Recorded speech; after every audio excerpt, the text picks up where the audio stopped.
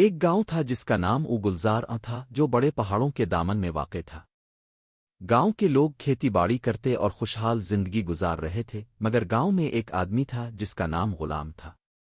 غلام ایک چالاک اور ذہین شخص تھا، لیکن اس کی ذہانت ہمیشہ مثبت کاموں کے لیے استعمال نہیں ہوتی تھی۔ وہ اکثر گاؤں والوں سے دھوکہ دے کر پیسے نکالنے کی کوشش کرتا، لیکن غلام کے دل میں ایک خواب چھپا تھا جو شاید کسی اور کے دل میں بھی نہ تھا۔ غلام کا خواب تھا کہ وہ چاند چوری کرے گا اور وہ چاند کی روشنی کو اپنی ملکیت بنائے گا۔ ایان، جو کہ گاؤں کا ایک معصوم اور ذہین بچہ تھا، غلام کے مقابلے میں بالکل مختلف تھا۔ وہ نہایت دل کے صاف اور ایماندار تھا۔ ایان کا دل ہمیشہ چاند کی روشنی میں محصور رہتا تھا، اور وہ اکثر رات کو باہر جا کر آسمان پر چمکتے چاند کو دیکھتا۔ ایان کے والدین اکثر اس سے کہتے کہ وہ چاند کے بارے میں زیادہ نہ سوچے، کیونکہ چاند اتنا دور تھا کہ اس تک پہنچنا ناممکن تھا۔ مگر ایان کا دل اس سے جڑا ہوا تھا۔ وہ چاند کے بارے میں ایک سوال کے ساتھ ہمیشہ سوچتا رہتا تھا، اگر میں چاند تک پہنچ سکوں تو کیا ہوگا؟ ایک دن غلام نے ایان کو ایک عجیب اور دلچسپ بات بتائی۔ وہ ایان کے پاس آیا اور اس سے کہا، بیٹا، میں تمہیں ایک بڑا راز بتانے والا ہوں۔ ایان نے فوراً غلام کی طرف مڑ کر کہا، کیا راز؟ غلام نے ایک مسکراہٹ کے ساتھ کہا، میں چاند چرانا جانتا ہوں۔ ایان نے حیرانی سے اس کی طرف دیکھا۔ چاند چوری؟ یہ کیسے ممکن ہے؟ غلام نے چمکتی ہوئی آنکھوں کے ساتھ کہا، یہ ممکن ہے۔ میں نے کئی برسوں سے اس پر تحقیق کی ہے۔ میں جانتا ہوں کہ کس طرح چاند کی روشنی کو اپنے قبضے میں کیا جا سکتا ہے۔ ایان کی آنکھوں میں ایک شوق کی لہر دوڑ گئی۔ واقعی؟ اور پھر کیا ہوگا؟ غلام نے کہا، ہم چاند کی روشنی کو اپنے پاس لے آئیں گے اور اس سے تمہیں بے شمار دولت ملے گی۔ ایان نے فوراً فیصلہ کیا کہ وہ غلام کی مدد کرے گا۔ اس کا دل چاند کی روشنی میں ایک خاص چیز محسوس کرتا تھا، اور اس نے سوچا کہ اگر اس کے پاس چاند کی روشنی ہو تو وہ گاؤں کے لوگوں کی مدد بھی کر سکتا ہے۔ دونوں نے چاند کی چوری کا منصوبہ تیار کیا۔ غلام ایان کو ایک جال اور دیگر سامان دکھاتا ہے جو وہ اس منصوبے کے لیے استعمال کرنے والا تھا۔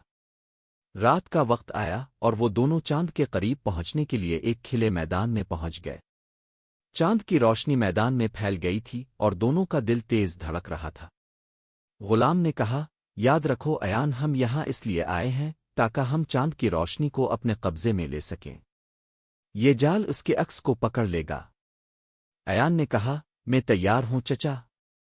غلام نے جال کو آسمان کی طرف پھینک دیا اور چاند کا عکس جال میں پھنسنے کی کوشش کرنے لگا، لیکن جب جال نیچے آیا تو چاند کا عکس اس میں نہیں آیا۔ وہ جال کے درمیان سے پھسل گیا۔ غلام غصے سے بولا، یہ کیا ہو رہا ہے؟ ہم کیوں کامیاب نہیں ہو پا رہے؟ ایان نے کہا، شاید چاند کو چوری نہیں کیا جا سکتا۔ شاید وہ سب کے لیے ہے اور ہمیں اسے دیکھ کر خوش رہنا چاہیے۔ غلام نے ایان کی بات سنی اور اس کے چہرے پر ایک نرم مسکراہٹ آ گئی۔ وہ جان گیا تھا کہ ایان بالکل درست کہہ رہا تھا۔ چاند کی روشنی سب کے لیے تھی اور اسے چرانا ممکن نہیں تھا۔ شاید تم صحیح ہو ایان، تو غلام نے کہا، چاند ہماری ملکیت نہیں ہو سکتا۔ وہ سب کا ہے اور ہمیں اس کی چمک میں خوشی تلاش کرنی چاہیے۔ ایان نے مسکراتے ہوئے کہا، ہم نے چاند کی چمک کو اپنے دلوں میں محفوظ کر لیا ہے اور یہی سب سے بڑی دولت ہے۔ اس کے بعد دونوں نے تالاب کے کنارے بیٹھ کر چاند کی روشنی میں وقت گزارا۔ وہ جانتے تھے کہ چاند کی چمک کوئی مادی چیز نہیں تھی، بلکہ ایک روحانی اور دل کو سکون دینے والی چیز تھی۔ اس رات کے بعد غلام نے اپنی چال بازیوں کو چھوڑ دیا اور گاؤں والوں کے ساتھ مل کر اچھے کام کرنے کا فیصلہ کیا۔ چاند کی روشنی اب ایان کے لیے صرف ایک چمکدار روشنی نہیں تھی، بلکہ ایک نیا سبق تھا کہ جو چیز سب کے لیے ہے وہ چوری نہیں کی جا سکتی۔ اور غلام نے بھی یہ سیکھا کہ چاند کی چمک کا خزانہ اس کی روشنی میں تھا، اور یہ اس کے دل میں ایک نیا سکون لے آیا۔ ایک دور دراز وادی میں جہاں ہر طرف سبزہ اور پھولوں کی خوشبو پھیلتی تھی، ایک خوبصورت اور جادوی پری کا رہنا تھا جس کا نام ایپل پری تھا۔ اس کی کہانی بھی اتنی ہی جادوی تھی جتنی وہ خود تھی۔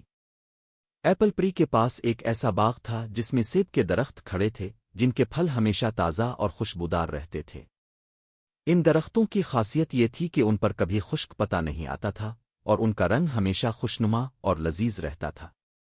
اس باغ کا راز ایپل پری کی محبت تھی، جو وہ ان درختوں کے ساتھ کرتی تھی۔ ایپل پری کی آنکھیں ہرے سیب کی طرح چمکدار تھیں اور اس کے بال ریشمی گلابی رنگ کے تھے جو ہوا کے ساتھ لہراتے رہتے تھے۔ وہ ہمیشہ اپنے درختوں کے درمیان خوش رہتی تھی، ان کے ساتھ باتیں کرتی اور ان کی دیکھ بھال کرتی۔ ایپل پری کا یہ باغ ایک جادوی جگہ تھی جسے دیکھنے کی آرزو ہر کسی کے دل میں ہوتی تھی۔ تاہم ایپل پری نے یہ فیصلہ کیا تھا کہ صرف وہی لوگ اس باغ میں آ سکتے ہیں جو اس کے راز کو سمجھیں اور جو قدرتی حسن کو عزت دینے والے ہوں۔ ایک دن گاؤں کے کچھ لوگ ایپل پری کے باغ کے بارے میں سنتے ہیں اور وہ اس کی خوبصورتی اور جادو کے بارے میں متجسس ہو جاتے ہیں۔ انہوں نے سنا تھا کہ جو بھی اس باغ میں قدم رکھتا ہے اسے ہمیشہ خوشی اور سکون ملتا ہے۔ گاؤں کے لوگ ایپل پری کے راز کو جاننا چاہتے تھے اور اس کے جادوی درختوں کے پھل چکھنا چاہتے تھے۔ ایک گروپ گاؤں کے لوگوں کا جن میں مختلف عمر کے مرد و خواتین شامل تھے ایپل پری کے باغ کی طرف روانہ ہوتا ہے۔ ایپل پری نے انہیں دیکھ لیا اور ان سے ملاقات کرنے کے لیے آئی۔ اس نے گاؤں والوں سے کہا، تم لوگ میرے باغ میں آنا چاہتے ہو لیکن تمہیں ایک بات یاد رکھنی ہوگی۔ تمہیں ان درختوں کی عزت کرنی ہوگی کیونکہ ان درختوں میں زندگی کی طاقت اور قدرت کا راز چھپا ہوا ہے۔ گاؤں والوں نے ایپل پری کی باتوں کو سمجھا اور وعدہ کیا کہ وہ ان درختوں کی عزت کریں گے۔ اس کے بعد ایپل پری نے انہیں اپنے جادوی باغ میں مدعو کیا۔ گاؤں والے ایپل پری کے ساتھ باغ میں داخل ہوئے۔ ان کا سامنا ایک ایسے منظر سے ہوا جو انہوں نے کبھی خوابوں میں بھی نہ دیکھا تھا۔ باغ کے درخت اتنے بلند اور خوبصورت تھے کہ ان کا اندازہ لگانا ممکن نہیں تھا۔ ہر درخت پر لال سبز اور سنہری رنگ کے سیب لگے ہوئے تھے جن کا ذائقہ اور خوشبو بے مثال تھی۔ ہوا میں ایک خوشگوار اور طیب خوشبو پھیل رہی تھی جو دل کو سکون پہنچاتی تھی۔ ایپل پری نے گاؤں والوں کو درختوں کے درمیان چلنے کی اجازت دی اور کہا، ان درختوں کے ساتھ باتیں کرو، ان کی عزت کرو اور پھر دیکھو یہ تمہیں کیا عطا کرتے ہیں۔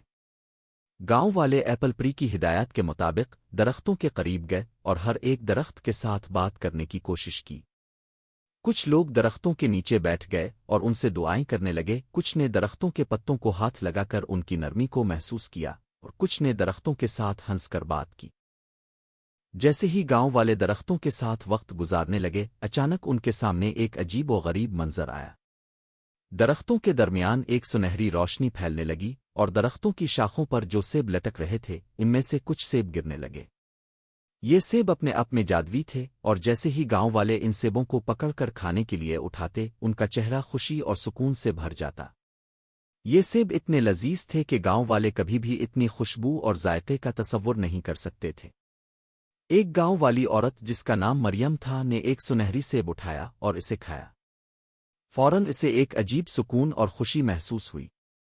وہ شکر گزار ہو کر ایپل پری سے کہنے لگی، یہ سیب نہ صرف ذائقے میں بہترین ہے بلکہ ان میں ایک عجیب سکون بھی ہے۔ ایپل پری نے مسکرا کر جواب دیا، یہ سیب قدرت کی محبت اور عزت کی علامت ہے۔ جب تم درختوں سے محبت کرتے ہو تو وہ تمہیں اپنے پھل دیتے ہیں، اور جب تم ان کی عزت کرتے ہو تو وہ تمہیں اپنی طاقت اور سکون عطا کرتے ہیں۔ گاؤں والے ایپل پری سے پوچھنے لگے کہ یہ باغ کیسے جادوی ہے اور ان درختوں میں ایسی طاقت کہاں سے آئی۔ ایپل پری نے مسکرا کر کہا، یہ درخت قدرت کا حصہ ہیں اور جب میں ان کے ساتھ محبت سے پیش آتی ہوں تو ان میں زندگی کی طاقت آتی ہے۔ محبت اور عزت کی طاقت سب سے بڑی ہوتی ہے اور یہ باغ اس کی علامت ہے۔ اس کے بعد ایپل پری نے گاؤں والوں کو بتایا کہ وہ ہمیشہ اس باغ کی حفاظت کرتی ہے تاکہ قدرت کا یہ جادوی راز ہمیشہ قائم رہے۔ اس نے کہا، اگر تم اس راز کو سمجھتے ہو اور اس پر عمل کرتے ہو تو تمہارے دل میں بھی وہی سکون اور محبت ہوگی جو تم نے اس باغ میں محسوس کی۔